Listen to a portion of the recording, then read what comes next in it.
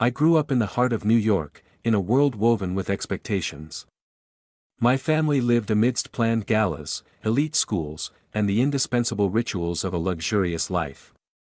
Everything was ready, the only thing missing was a thrill that would make my heart flutter. That missing thrill was completed by Emily in a small bookstore in Brooklyn. She was quietly browsing among the shelves, absorbed in the book in her hands. I approached her, and we started talking as if we had known each other for years: favorite authors, childhood memories, the small joys of life. It was a short conversation, but it stirred up storms inside me. My family greeted our relationship with looks that said, "You don't fit into this lifestyle." But for the first time, I wanted to open my own page. I listened to my passion for Emily and decided to marry her. We moved our wedding to a hidden corner of Central Park. Under a light drizzle, among white roses and simple laces, we vowed, "I'm yours forever." At that moment, I forgot the rest of the world. We moved into our small apartment. From our window, we could see the Manhattan skyline, and on the wall was a city map Emily had drawn. On Saturday mornings, we would prepare breakfast together, planning our lives over the steam of our coffee. The pressure of work was no obstacle to me being the real me by her side. That day was when my fading hope sprouted again. The beginning of this love was the harbinger of storms that would soon break. On the 12th day of the 5th month, I experienced the darkest moment of my life. That day, while returning from a critical business meeting out of town, my car, which I lost control of on a bend, overturned. When I came to amidst the sound of sirens, the doctor's voice echoed, "There is damage to the spinal cord. There is a chance you will walk, but the process will be both long and painful." For the first 2 weeks, both my body and soul were in a fog. Emily would come around noon every morning and hold my hand, saying through tears, "I want you to stay strong." In those moments, her support was the only reality in the world. In the 3rd week, physical therapy began. The feeling of electricity penetrating my trembling muscles in the therapy room was like a nightmare. Emily stood by my bedside, whispering, "We will get through this together." A spark of hope rekindled. However, things changed before the month was over. One morning when I arrived for therapy, the door was locked, my messages went unanswered. When I reached her by phone in the evening, she texted, "Awfully busy, missed it." She wasn't at the next session either. That evening, in my small apartment where I was left alone, I looked at the lights of Manhattan and thought, "You promised you would save me." The silence created a void deeper than the pain in my body. I was alone now, both physically and emotionally. On the 5th day of the 6th month, I saw the note, "First fully independent step," on my physiotherapy daily chart. That morning, I hung my cane and took a few steps. My heart was beating fast because it was finally tasting hope again. After the session, I excitedly wanted to go home. But when I arrived, there was no news from Emily. My calls went unanswered. I asked myself, would she leave me alone again? That afternoon, while walking through the streets feeling abandoned, I passed by our favorite cafe.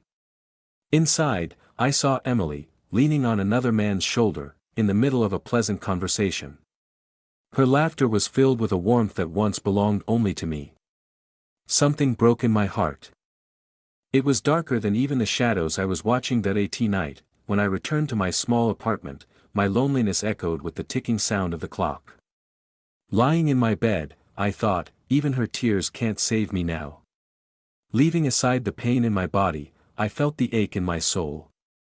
From that moment on, I knew that my real struggle would be with my own feet and my broken heart. By the 20th of the month, the strength in my body had largely returned. That morning, I saw the note, "5 steps up and down," in my therapy notebook. Putting my cane aside, I moved easily. It was the first taste of true victory. After the session, I sat on the bench by the park. I looked at my phone, but still not a word from Emily. My messages appeared to have been read. Taking a deep breath, I turned around. I directed my steps towards our cafe. As I stepped inside, my heart almost stopped. Emily wasn't alone.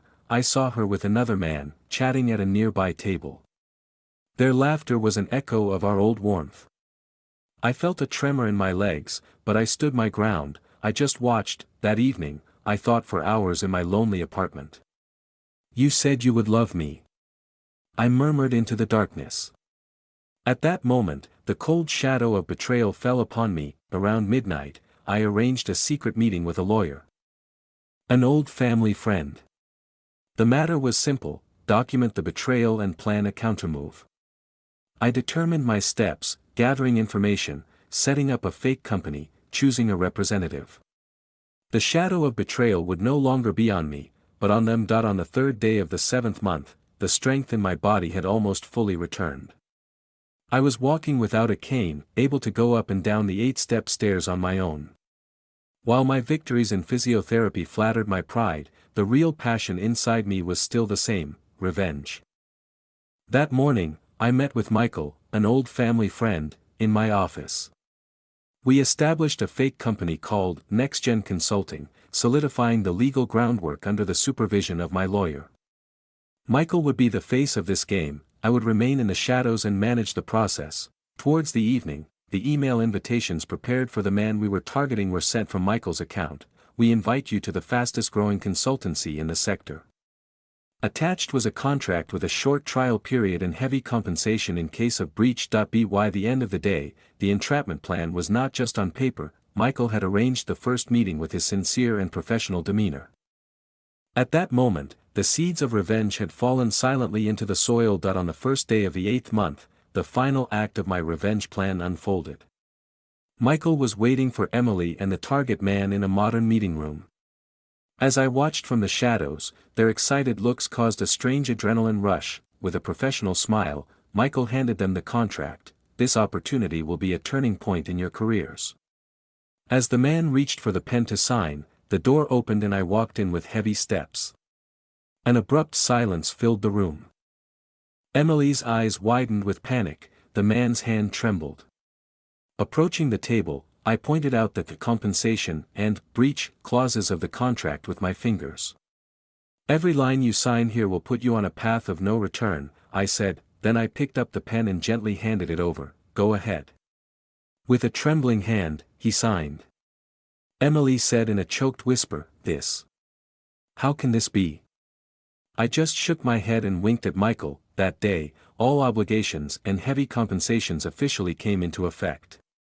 Emily agreed to renounce her inheritance and divorce. The man's career, on the other hand, was caught in the grip of the contract. The next morning, as I sipped my coffee alone, I thought, the sweetness of justice and victory cools in the shadow of loneliness. I had turned a new page. What came after would be under my own rules.